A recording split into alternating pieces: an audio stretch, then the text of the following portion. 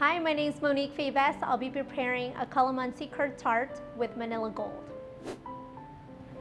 So the first thing we have to do is prepare the filling. So here we have our ingredients. I also have this amazing machine. It's called a Thermomix. First we put in our 100% calamansi juice from Manila Gold. And then we're also going to add the sugar. And then we also have blended eggs. These are whole eggs. And then some unsalted butter. We have this ice water here, and these are silver gelatin leaves. So we need to basically bloom them in order to activate the gelatin inside. And what this does is it makes everything thick for the curd. And you can turn this down to 95, and that starts to cook the eggs. This does the work for you. So we're gonna turn this guy off. The curd is nice and thick because it reached that high temperature to cook the eggs. And so we have an ice bath here, and this just cools it down immediately. It's nice and bright, very buttery, which is exactly what you want. Whisk this down. So as this is cooling down, you need to strain out the gelatin. And these are the leaves. See how they're nice and bloomed? And you need to squeeze out as much excess water as possible. Then you just drop it in. It melts the gelatin immediately and gives it some body. We're just going to transfer this into a piping bag. So next we'll be making the Calamansi Gel with the Manila Gold frozen juice concentrate. We're gonna turn this up to full speed. Here's our juice, and just wait for this to boil. Now that it's boiling, you can see the bubbles just start shooting up. It's time to add our sugar and pectin. This is NH, so this just thickens it up, and you're going to whisk. We need to just ice it over an ice bath to just cool down, and then it's ready to go. You can transfer it into a piping bag. So here we are preparing our tart dough and the shells. This is a tart sablé or sucré. Here we have our tart rings, and we will cut within the tart ring.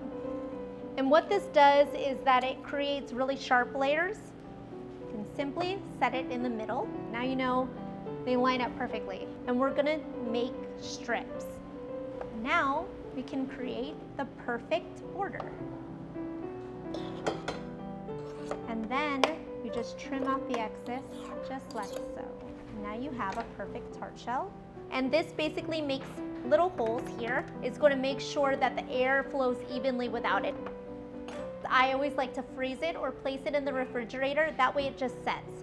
If I put this in the oven right now, it tends to just shrink down. So once it's cold, and you put it in the oven, it just shocks it. So it doesn't have that like shrinkage on the sides.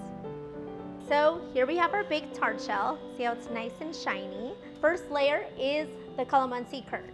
I like to do a layer just like this to start, just to make it super even. And it's just a lot cleaner. Fill in these gaps like so.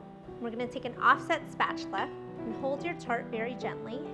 And you're basically going to just smooth it out. Just smooth like so. We have prepared some mascarpone whipped cream. I like to use piping tips. This is an Attico piping tip. This is number 125. And then I'm going to start right here. And I'm slowly turning this around.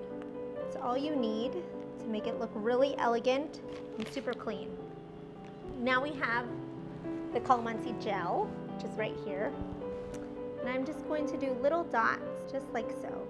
The tart is pretty much done, but you can put any decor that you want. Today I chose to use marigold flowers. It just adds some sweetness, a lot of color. It just reminds me of a lot of the brightness that you find in calamansi itself. So very floral, really pretty. And then we also have some chocolate decor that we do at the bakery as well. These are really spring forward, and I just like to do shards. And there you have the calamansi curd tart. Enjoy.